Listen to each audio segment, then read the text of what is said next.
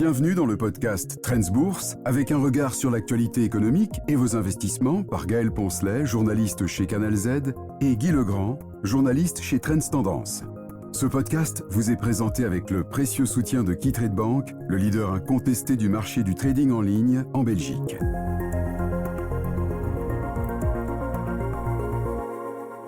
Bonjour à tous, bienvenue dans ce nouveau numéro de Trends Bourse. Bonjour Guy Legrand. Bonjour Gaël. Alors cette semaine, nous allons revenir sur les propos de Jérôme Powell suite à la réunion de la Fed jeudi dernier. Nous décrypterons aussi les résultats de Syensqo et Solvay après la scission. Et puis Guy, vous nous partagerez également une ou des actions à suivre attentivement. Mais ça, c'est dans la suite de l'épisode. Commençons donc par la Fed. Jérôme Powell s'est montré fort accommodant jeudi dernier et ça a fort plu au marché d'ailleurs. Mais oui, ça a fort plu au marché et on aurait pu se dire, après tout, qu'a-t-il fait ? Il a dit que la Fed allait baisser ses taux 3 fois cette année. Bon, c'est attendu depuis très longtemps, osons le dire. D'ailleurs, quand on parle de 3 baisses des taux, il faut quand même rappeler que ça signifie, sauf avis contraire, 3 fois 0,25%. Donc, c'est pas monstrueux non plus. C'était donc très attendu. On a dit que la bourse l'anticipait depuis longtemps et même trop largement dans une certaine mesure. Et pourtant, elle a quand même encore gagné quelques points à cette annonce. C'est d'autant plus étonnant que, dans le même temps, la Fed a annoncé que la croissance américaine pour cette année était revue à la hausse. Et pas un peu. Sa prévision de décembre, c'était 1,4% de croissance. Aujourd'hui, elle prévoit 2,1%. Bon, c'est moitié plus. Donc, c'est beaucoup comme différence. On pourrait se dire, oui, mais attention, une croissance qui repart, ça signifie, en principe, presque automatiquement davantage d'inflation. Donc, nouvelle menace sur la baisse des taux dont on attend, que l'on attend de la part de la Fed. Mais non, finalement, le marché l'a très bien pris. C'est vrai que Jérôme Powell s'est montré très accommodant, de bonne humeur, on va dire. Il a minimisé les mauvais chiffres de l'inflation, ce qu'il a dit texto. Il y a un petit temps qu'on ne l'avait pas entendu tenir un discours de ce genre-là. Donc, l'étonnement s'est mué en grande satisfaction. Et finalement, donc les bourses l'ont très bien pris. Et ça démontre finalement que, et c'est une chose qu'un investisseur doit absolument savoir, c'est que la différence entre une bonne et une mauvaise nouvelle, parfois, ça dépend simplement de l'humeur des marchés et visiblement, ça dépend aussi du ton adopté par le président de la Banque centrale.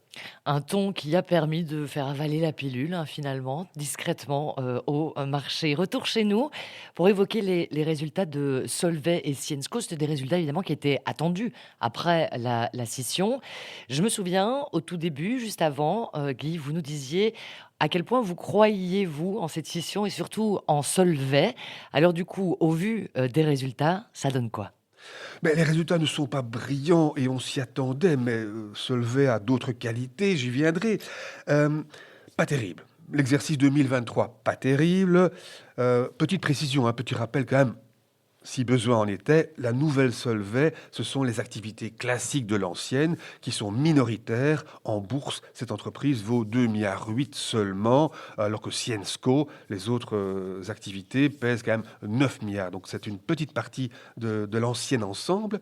Bon, alors, résultat 2023, chiffre d'affaires en baisse de 12,6%. Bon, c'est quand même un recul assez sérieux. Mais alors, un peu curieusement, il n'y a pas que du mauvais là-dedans finalement, un peu curieusement, l'EBITDA, qui est pour rappel une mesure très fidèle de la marche des affaires, c'est le résultat brut d'exploitation, donc avant chipotage, avant contingence fiscale, etc., l'EBITDA est étale, plus 0,2% même. Donc visiblement, fondamentalement, il n'y a pas un gros problème chez Solvay. Le marché est mauvais, mais l'entreprise n'est pas trop mal positionnée. Effectivement, elle a bien abaissé ses coûts. Ce qui relativise évidemment, du coup, les perspectives 2024. D'abord, le bénéfice net, moins 21%. Et alors, les perspectives 2024, qui sont elles aussi teintées de rouge. Solvay déclare d'ailleurs s'attendre, je cite, à ce que le volume du premier semestre 2024 soit équivalent, à peu de choses près, à celui du deuxième semestre 2023. Oui, le problème, c'est que le deuxième semestre 2023 était vraiment mauvais, bien plus mauvais que le premier. Donc, on a compris que le premier semestre de cette année sera mauvais. Et la fin d'année était mauvaise, en fait. Les l'EBITDA stable pour l'ensemble de l'année. C'est moins un quart au quatrième trimestre. Donc la fin d'année très mauvaise. Pour l'ensemble de 2024, l'entreprise s'attend à ce que ce fameux EBITDA, résultat super brut, baisse de 10 à 20%. On imagine que le bénéfice risque de suivre. Alors, c'est quand même une action que vous considérez comme, digne d'achat, donc je suppose qu'il doit y avoir là derrière des bonnes choses au moins? Mais disons que oui, sans doute aucun doute. Bon, d'abord, petit rappel, à l'époque de la scission, on avait quand même signalé que si Solvay reprenait les activités classiques de moindre croissance que Syensqo, ces activités étaient quand même attendues en croissance sympathique durant les années prochaines. Donc, c'est pas non plus une obligation indexée point à la barre. Et puis surtout, l'action n'est quand même pas chère. Alors, le cours bénéfice serait de 6 pour cette année 2024, compte tenu donc, pour rappel, d'un bénéfice en baisse. 6, ce n'est pas délirant, il s'en faut de beaucoup. Et puis alors, le dividende brut, comme annoncé, sera de 2,24 €. Oui, mais 2,24 € brut par rapport à un cours de 24 ou 25, ça fait un rendement de 10%. Brut encore une fois, il en reste 7% grosso modo après le précompte de 30%. Une action qui rapporte 7%, ça n'est quand même pas vilain, c'est un peu plus que le carnet de dépôt ou les futurs bons de caisse que vont y mettre les banques. On peut estimer que c'est un sacré soutien au cours de cette action qui nous semble effectivement sympathique et digne d'achat. Et alors, deuxième élément positif, il y a un investisseur qui est visiblement considéré comme très malin et qui est sûrement très malin quand on voit son palmarès. Il s'appelle David Einhorn, c'est le gestionnaire du hedge fund Greenlight Capital. Et ce cher David a annoncé la semaine dernière qu'il avait passé le cap des 5% dans Solvay, donc pas Syensqo, Solvay. Il en a 5,2%. Visiblement, il y croit à fond parce qu'avec 5,2%, il est tout simplement le premier actionnaire de cette entreprise, en dehors, bien sûr, de Solvac, le holding familial de contrôle. Voilà ce qu'on peut appeler une bonne nouvelle. Quand quelqu'un d'intelligent dit « moi, je crois à cette action », en général, on a intérêt à suivre. C'est ce qu'on fait avec Warren Buffett. Voilà. Alors concernant, Syensqo, la petite, grande sœur, Trends a titré récemment: «Faux départ pour Syensqo». Mais oui, parce que ici aussi, donc, les résultats 2023 sont plutôt faibles, pour ne pas dire mauvais. Donc, ce sont les matériaux composites, les activités de pointe. Entreprise plus importante, elle pèse un peu plus de 9 milliards. Ça n'est toujours qu'une moitié du CB à peu près, rappelons-le. Bon, pour fixer les idées plutôt. Le chiffre d'affaires a baissé de 10%, de 18% même au quatrième trimestre. Mais alors, ici aussi, un petit élément positif quand même à relever, c'est que les volumes ont baissé de 11%. Bon, chiffre d'affaires moins 10, volume moins 11, ça signifie que les prix étaient plus soutenus. Oui, les prix ont en moyenne, prix de vente donc par Syensqo, ont en moyenne monté de 1%. Alors ça, c'est quand même intéressant à relever parce qu'on est tenté de penser que la conjoncture est mauvaise, mais que Syensqo n'est pas mauvaise. Même raisonnement que pour Solvay, finalement. Visiblement, l'entreprise a fait de gros efforts à propos des coûts, etc. N'empêche, l'année n'était pas bonne. L'année 2024 ne sera pas très bonne non plus. Les EBITDA donc devraient encore baisser de peut-être 10% dans ces eaux-là. Le premier trimestre sera meilleur que le quatrième de l'an dernier. Ça, c'est un petit élément positif mis en avant par l'entreprise, mais comme ce quatrième trimestre était vraiment exécrable, ça n'est pas encore une nouvelle rose, osons le dire quand même. Alors, faux départ quand même en bourse aussi, hein, pour, Syensqo. Du coup, on se positionne comment? Mais faux départ, oui, parce qu'en fait, autant le marché ne se montrait pas très intéressé par Solvay au départ, cette action a valu moins de 20 €, ce qui vous donne un rendement de dividende de quasiment 12% à l'époque, un peu délirant. Autant il s'est montré très optimiste à propos de Syensqo. On a vu le cours en décembre de l'ordre de 110 €, il est 20% en plus bas aujourd'hui, d'où ce titre que nous affichons sur l'action faux départ. Et il faut quand même ajouter que le dividende ici est plutôt réduit, 1,62 € brut, ça veut dire 2% de rendement, ça ne suffit pas à soutenir le cours d'une action, évidemment. Alors, Bien sûr, le rapport court-bénéfice n'est pas excessif, 12,5 pour une entreprise soi-disant, enfin en principe plutôt, pas soi-disant, en principe de croissance, ça n'est pas trop. Mais enfin, bon, et les analystes sont assez optimistes, hein. Oui, je m'en voudrais de ne pas le signaler. La moyenne des analystes a un objectif de cours de 111 euros, donc très supérieur au cours actuel. N'empêche que nous estimons que dans les circonstances actuelles, ce n'est pas trop cher payé pour une entreprise de croissance, mais justement, elle n'est pas de croissance en ce moment. Donc, il n'y a pas de raison de payer davantage. Nous ne sommes pas acheteurs, on conserve le titre sans plus. Alors, pas acheteur sur Syensqo, ok, mais sur les marchés, durant votre analyse, vous avez observé une action à suivre avec attention. Mais oui, il y a toujours des valeurs comme ça qui se révèlent de temps en temps merveilleuses. Et moi, j'ai pointé Micron Technology. Il est dans une entreprise qui est dans le secteur des semi-conducteurs. Ça Ah, commence bien. ça commence très bien. Il fabrique des mémoires à grande bande passante, c'est en tout cas comme ça qu'on traduit ça en français, qui sont très utilisés dans l'intelligence artificielle. Ça commence bien. Ça continue encore mieux. Et il est fournisseur de Nvidia. Bon, ça, c'est évidemment le Nirvana. Trio gagnant. Entreprise extraordinaire. Le chiffre d'affaires, l'exercice s'est terminé fin février, le chiffre d'affaires a explosé de 58%. On s'attendait à une perte au départ. Ben non, c'est un très joli bénéfice. Ce n'est pas étonnant parce que l'entreprise elle-même qualifie ses prix de vente de robustes. La production 2024 est entièrement vendue. La production 2025 est déjà largement vendue. Donc tout baigne pour cette entreprise. Quand les clients font la file devant la porte, évidemment, il n'y a pas de souci. Vous avez un pricing power, comme on dit, très élevé. Donc les bénéfices explosent. Le cours de bourse aussi, d'ailleurs. Le jour où Micron Technology a annoncé ses résultats, il a bondi de 21%. Il a doublé en un an. Tout ça n'est pas vilain. L'entreprise vaut 130 milliards, donc ce n'est pas non plus une PME, même si ça n'est pas Apple ou Nvidia. Ce qui est amusant, et ça, je termine là sur un ton un peu humoristique, osons le dire, mais ce qui est amusant, c'est que cette entreprise Micron Technology n'est pas basée dans la Silicon Valley, mais à Boise, la capitale de l'Idaho. On parle assez peu de l'Idaho, qui est un État assez discret, là, dans le nord-ouest des États-Unis, qui pousse une petite pointe territoriale jusqu'à la frontière canadienne. En fait, historiquement, l'Idaho est connu pour, et je ne plaisante pas, pour ses patates. C'est un État très fier de ses productions de pommes de terre. La terre est bonne. Il en a fait un symbole. Il y a une commission qui existe depuis 1937 qui veille à la réputation et la qualité de la pomme de patate de l'Idaho. Vous savez que On n'a certains même pas ça États... chez nous. Oui, c'est assez surprenant, il faut bien le dire, hein. Il y a certains États qui aiment bien mettre une devise sur leur plaque automobile, Sunshine State pour la Floride. Eh bien non, je l'ai vu à l'époque quand j'étais dans ce coin-là, sur les plaques de l'Idaho, c'est Famous Potatoes. Bon, ça peut paraître un peu ringard, ce l'est d'ailleurs sans doute. Mais enfin, donc, l'honneur de l'Idaho est sauf, puisque c'est aussi dans l'Idaho que se situe Micron Technology, une des pépites de l'intelligence artificielle de cette année de grâce 2024.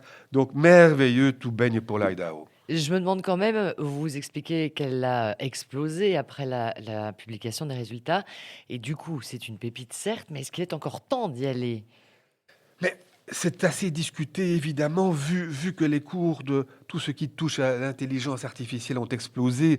Certains se disent qu'il est peut-être temps de se montrer un peu plus prudent. Nous-mêmes avons recommandé de s'alléger peut-être un petit peu en Nvidia, hein, qui frise les 1000 dollars. Maintenant, tout le monde, dans le métier, mais aussi au niveau de l'analyse financière, tout le monde considère que cette intelligence artificielle est une véritable révolution. Or, une révolution de ce genre-là se déroulera pendant encore plusieurs années, sauf tremblement de terre insensé, sauf fin du monde. Donc, normalement, ces entreprises ont encore un brillant avenir devant elles, ont sans doute encore de belles hausses de chiffre d'affaires et de bénéfices devant elles. Donc, il est toujours logique de s'alléger un peu après avoir réalisé de belles plus-values. Mais on ne voit pas pourquoi la mode, parce que ce n'est pas une mode, s'arrêterait dans un trimestre. C'est une véritable révolution qui est entamée. L'Internet a fait beaucoup de dégâts à ses débuts, le temps qu'on voit qui était gagnant et qui était perdant, et ça n'a pas été simple de le comprendre au départ. L'intelligence artificielle est une révolution du même ordre. Ben, les grosses vedettes de l'Internet sont toujours là et ont prospéré pendant 10-20 ans. Il n'y a pas de raison que les vedettes de l'intelligence artificielle ne soient pas encore là dans 10 ans et ne continuent pas à prospérer pendant encore plusieurs années en tout cas. Donc, petite prise de bénéfices par-ci par-là, mais tout lâcher, non, non, il n'y a pas de raison visiblement pour l'instant. Alors, tant qu'à parler de petites pépites, allons nous promener dans la small cap où il y a de temps en temps, comme ça, quelques actions qui brillent. Ça vaut donc la peine d'aller y jeter un coup d'œil, hein. Mais oui, alors juste pour la bonne bouche, si je puis ainsi m'exprimer, il y a une action qui a fait l'actualité en France tout récemment, qui est SOSAF. C'est la filiale d'ExxonMobil, évidemment, hein, c'est la marque commerciale de ce groupe pétrolier américain, qui en détient d'ailleurs 83%. C'est un acteur important en France, il traite 15 millions de tonnes de pétrole par an. Son résultat opérationnel 2023 est en chute d'un tiers. On dit, ah, bizarre. Oui, mais en ajusté, c'est plus un quart. Bon, Ok. comprenne qui pourra. Toujours est-il que visiblement ça marche du tonnerre parce que l'entreprise a annoncé, en plus de son dividende ordinaire de 3 euros, un dividende exceptionnel de 12 euros. Ça fait visiblement une très belle impression. Alors, le cours est en hausse de 172% sur un an. Ok. Sur 3 ans, il a fait x10. Donc, même x12 par rapport à son minimum absolu. En 3 ans, donc je le rappelle. Donc ça démontre une chose, c'est qu'il vaut la peine de temps en temps de jeter un coup d'œil sur ce qu'on appelle les small et mid caps. Pourquoi? Parce qu'elles ne sont pas suivies par les grands analystes, les grandes maisons internationales. Et donc un fouineur peut y découvrir des perles. Ça se révèle régulièrement. Ça n'est pas facile à trouver, mais quand on en trouve, ça en vaut parfois franchement la peine. Heureusement, on peut compter sur vous, hein, Guy, comme fouineur, pour découvrir quelques pépites. Comme à la fin de chaque épisode, puisque nous y arrivons, pour nous permettre à tous de devenir des investisseurs avertis. Guy, quel enseignement tire-t-on de l'humeur des marchés en ce moment? Et je dirais peut-être 2 enseignements. D'abord, je reviens à Jérôme Powell. Ne jamais perdre de vue, comme je le disais, que euh, une bonne et une mauvaise nouvelle, c'est parfois la même chose. Donc, il ne faut pas avoir trop de préjugés quand on annonce quelque chose.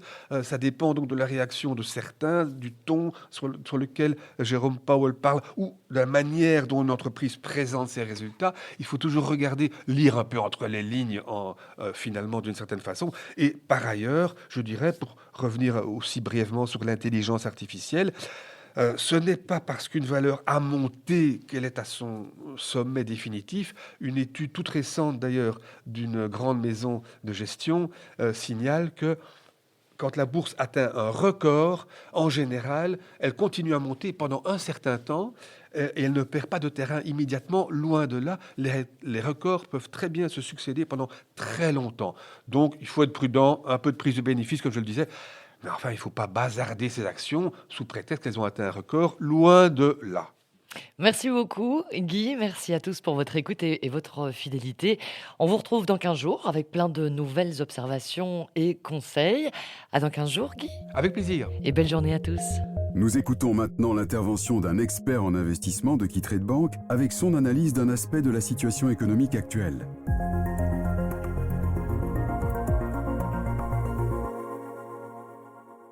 Bonjour et bienvenue à tous dans ce podcast Train Tendance Bourse.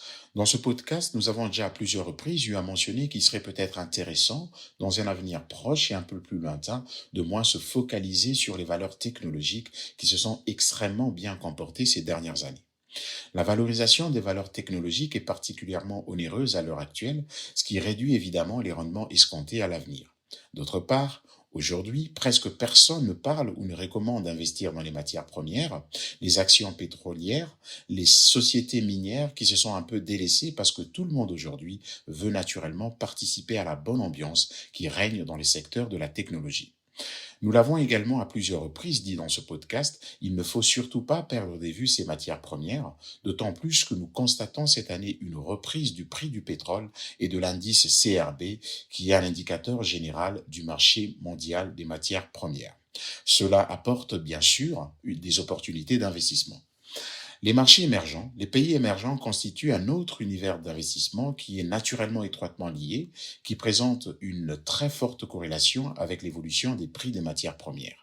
Là encore, les marchés émergents se sont très mal comportés récemment, naturellement en raison de la dynamique de la Chine, qui a naturellement une forte pondération dans l'indice MSCI Emerging Market, de sorte que le sentiment à l'égard de la Chine ou des actions chinoises est légèrement en dessous du point de congélation. Mais encore une fois, si le sentiment est très négatif, cela pourrait bien sûr présenter des opportunités. C'est pourquoi dans ce podcast, nous vous invitons à commencer à regarder un peu plus vers les marchés émergents, surtout qu'ils ont commencé récemment à rebondir. Il y a clairement une tendance haussière avec un schéma de sommets et des creux plus élevés qui émergent. Nous assistons donc probablement aux premiers signaux qui attestent que le sentiment très négatif n'est plus d'actualité et qu'on pourrait se situer au bon point d'entrée. Un autre indicateur qui nous a frappé la semaine dernière, lorsque nous avons reçu les rapports de recherche sur la Chine, est la comparaison entre l'indice S&P 500 et l'indice boursier chinois. Aux États-Unis, avec le S&P 500, nous constatons que le rendement des bénéfices, qui est en fait l'inverse du ratio cours-bénéfice, est actuellement supérieur d'environ 0,5%, soit 0,50% au rendement obligataire. Ce qui signifie en fait que vous n'êtes pas autant rémunéré pour le risque lié aux actions que vous intégrez dans votre portefeuille. En revanche, en Chine, le rendement des bénéfices, c'est-à-dire l'inverse des ratios cours-bénéfices du marché boursier chinois, est actuellement supérieur d'environ 8% au taux d'intérêt chinois à long terme. En d'autres termes, vous recevez une compensation énorme en tant qu'investisseur pour commencer à prendre ces risques sur les actions. Et c'est bien évidemment pas une coïncidence si les actions chinoises rapportent actuellement beaucoup plus que les obligations chinoises. Il faut dire que ces actions chinoises ont été un peu bradées au cours de l'année écoulée. Le ratio cours-bénéfice a très fortement chuté alors que le rendement des bénéfices, l'inverse de la hausse des prix, a augmenté. Il s'agit donc d'un appel à regarder les marchés émergents, les pays en croissance suite à la résurgence des matières premières. Les meilleurs moyens d'y parvenir est bien sûr d'investir dans les MSCI Emerging Market, dont vous trouverez de nombreuses variantes sur les marchés européens. Il faut également souligner que la corrélation entre les prix des matières premières et les marchés émergents reste élevée aujourd'hui. Pour conclure, si nous nous attendons à une nouvelle reprise et à une résurgence des matières premières dans les prochains mois et trimestres, peut-être alors vous pouvez certainement lier cela à une forte performance des marchés boursiers des pays émergents. Restons donc attentifs, observant de près les marchés émergents. Il pourrait s'agir d'une opportunité dans le cadre d'un portefeuille diversifié d'investissement à l'échelle mondiale. Voilà, c'est tout pour aujourd'hui. Rendez-vous dans 2 semaines.